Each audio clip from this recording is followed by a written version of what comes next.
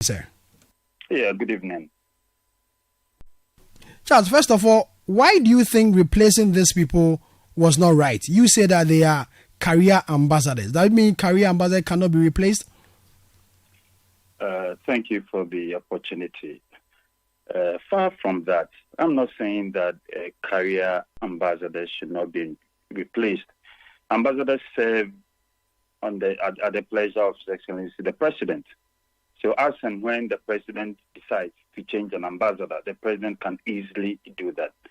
But for this particular, matter that we're discussing, this letter that emanated from the office of the President and then signed on his behalf by Dr. Callistus Mahama, addressed to the Foreign Minister, purports to appoint new ambassadors, to these countries that were listed. But if you look at the list, it's clear that 5 ambassadors who are currently at post are going to be recalled. Now, Vivian Kafui Asempapa, Senegal; Matilda Alumatu, Austria; Regina Piasam, Spain; Doris Bresse.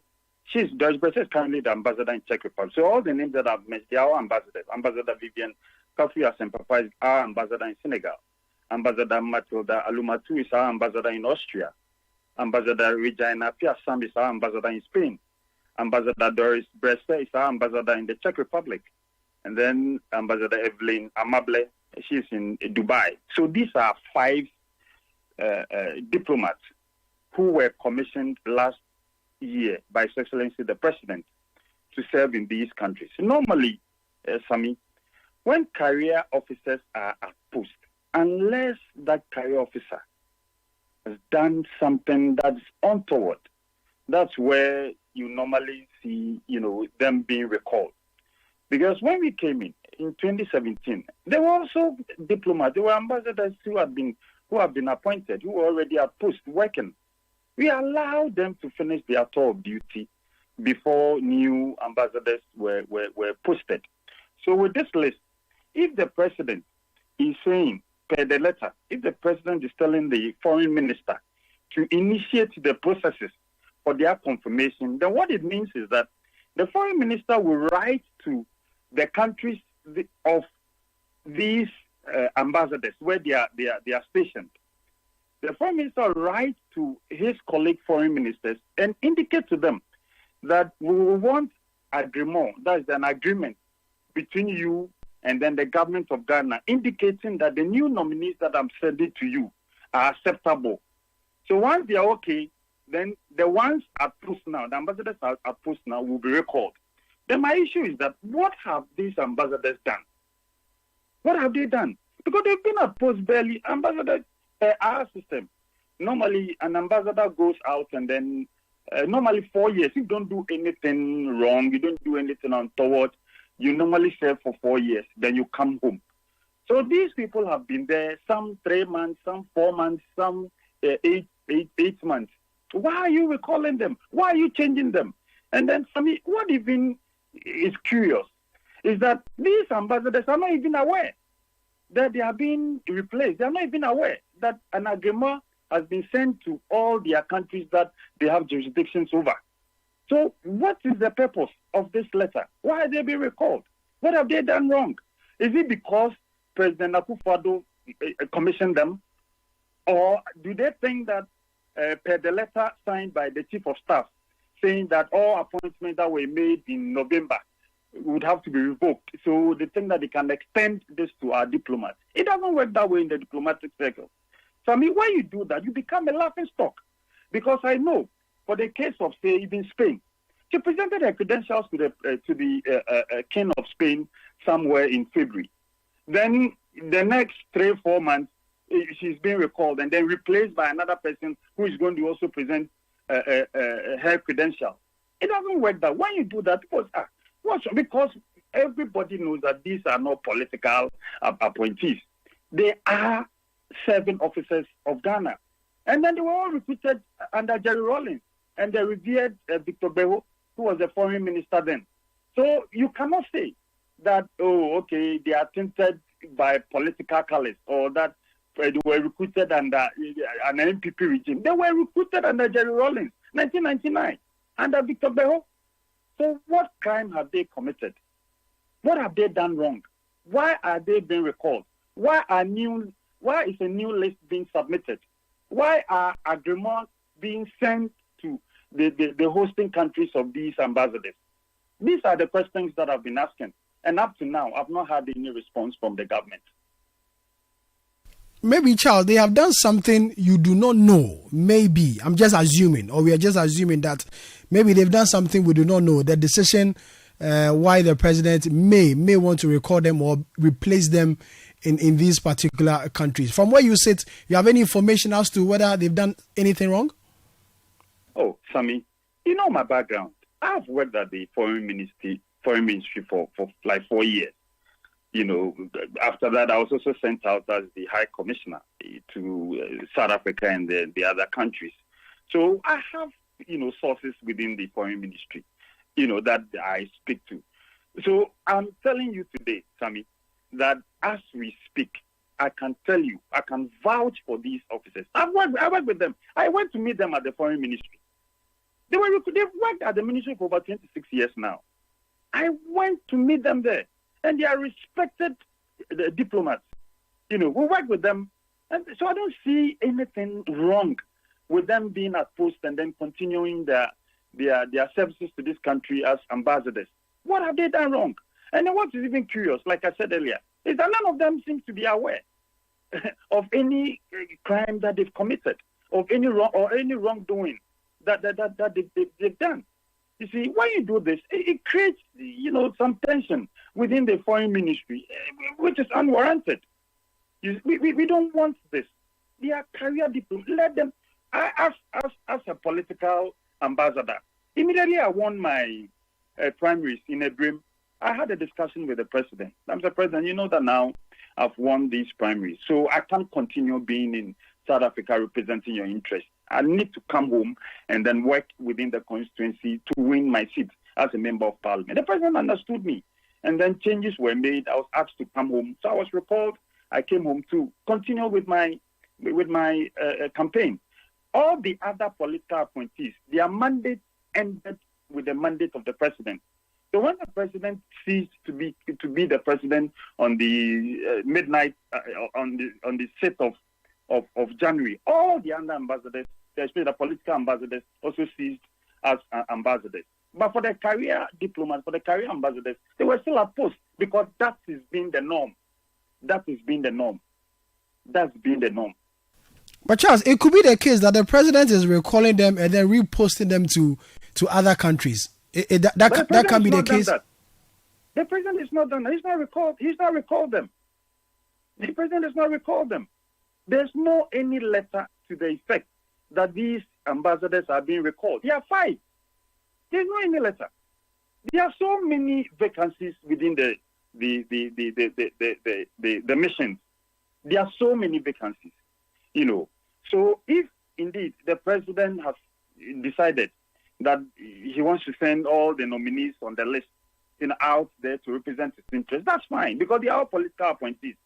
So they can go out. But for the career diplomats, you don't touch them. You don't touch them. This is the first time in Ghana's history that we've had such an occurrence. It's never happened before. Trust me, Sammy. It's never happened before. Unless they've done something monumental. But as I speak to you, I've done all the checks.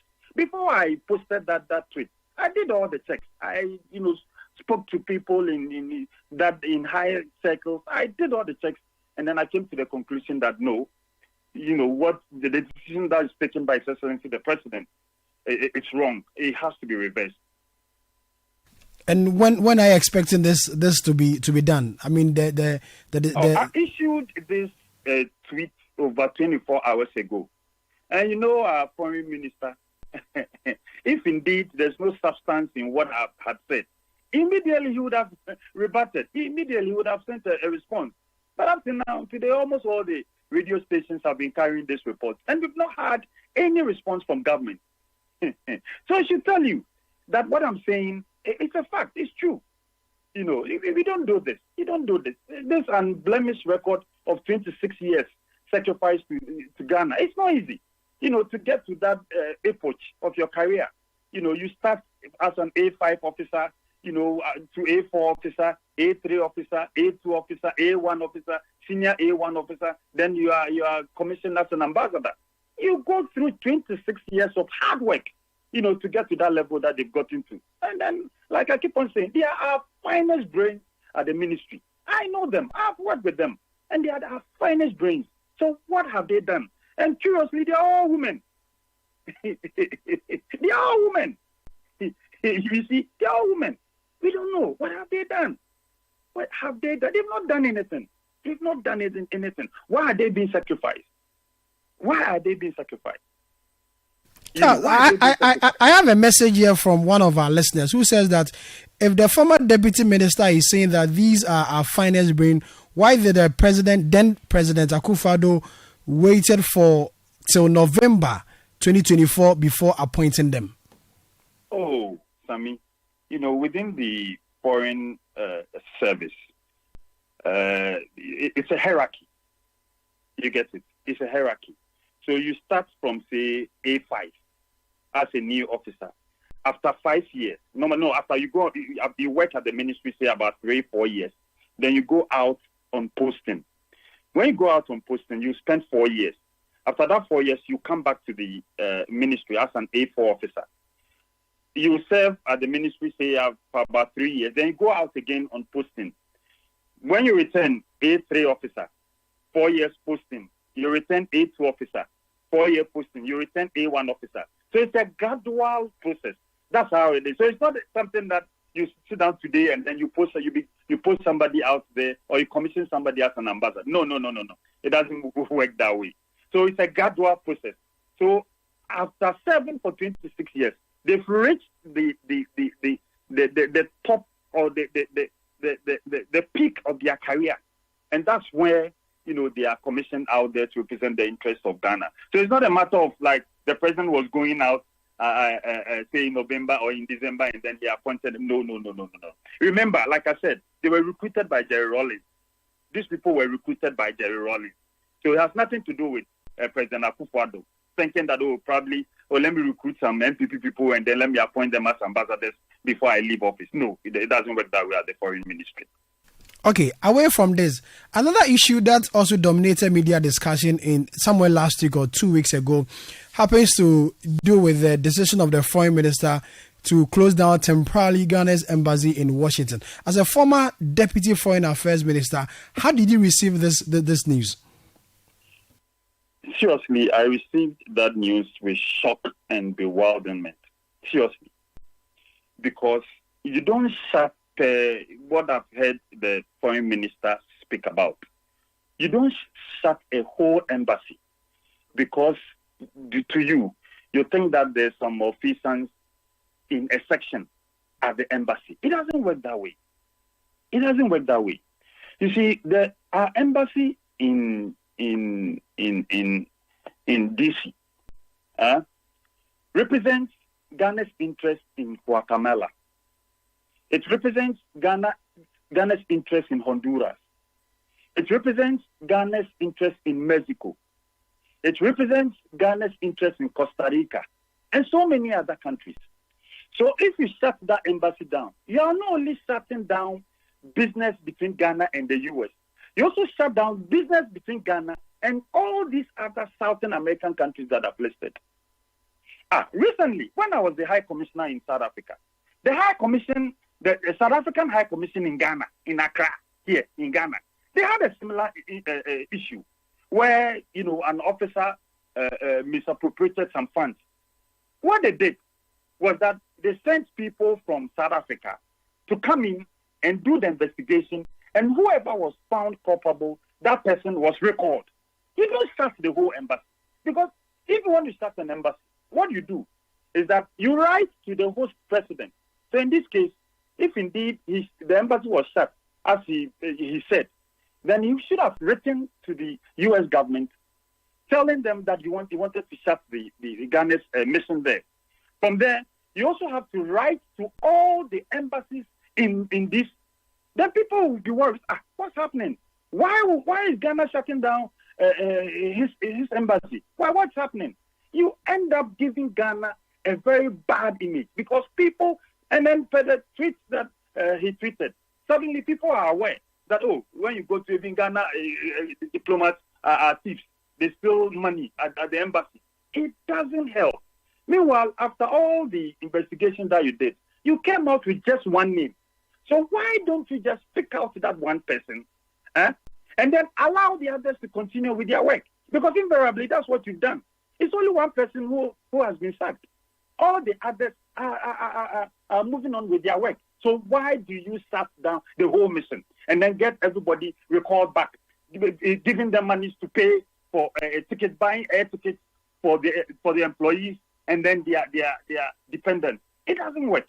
I thought that whoever advised the foreign minister was wrong. That decision was wrong. And I told him that decision was totally wrong. You don't do that within this diplomatic circle. So when you do that, you send wrong signals, and then people will look at your country in a certain way. Well, the matter has been resolved. Well, he came out with a report which was read on the floor of Parliament, which I'm sure you were present, and that the embassy has been, reopened for the necessary work to be done. But in going forward, how do you advise him to handle these issues, especially being someone who's been there for over 4 years? 4 years as a deputy minister. What advice will he give him in handling such issues when they pop up, in future? You see, Sammy, when it comes to diplomacy, sometimes you need to take your time. You remember when the foreign minister's name was mentioned as a nominee of His Excellency the President for the position of the foreign minister.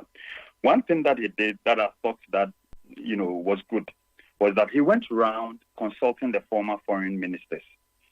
I saw photos of him, consulting former foreign minister Victor Beho, who recruited these ambassadors that they are trying to recall. I saw him with Obeda Samoa. I think the only person that I didn't see him visit is Honorable Shelley Ayoko Bochi. I think apart from that, I saw him, visiting some of the older foreign ministers. That's what you do. You consult. Sometimes in diplomacy, propaganda doesn't work. This aura thing, you can't take it out, to this international forum. When you do that, you end up embarrassing yourself and your country. You don't do that. When matters come, take your time, investigate, and whoever is found culpable, that person is uprooted. That person is recalled, and then that person is dealt with. If I was the foreign minister, having received such a letter from His Excellency the President, I would have gone back to the President. A letter, nominating all these. Oh, Mr. President, I've seen that you've nominated, all these distinguished personalities, to the countries that you've assigned to them. But Mr. President, please, the ambassadors that these people are going to supplant are career diplomats. These are people who have sacrificed for this country.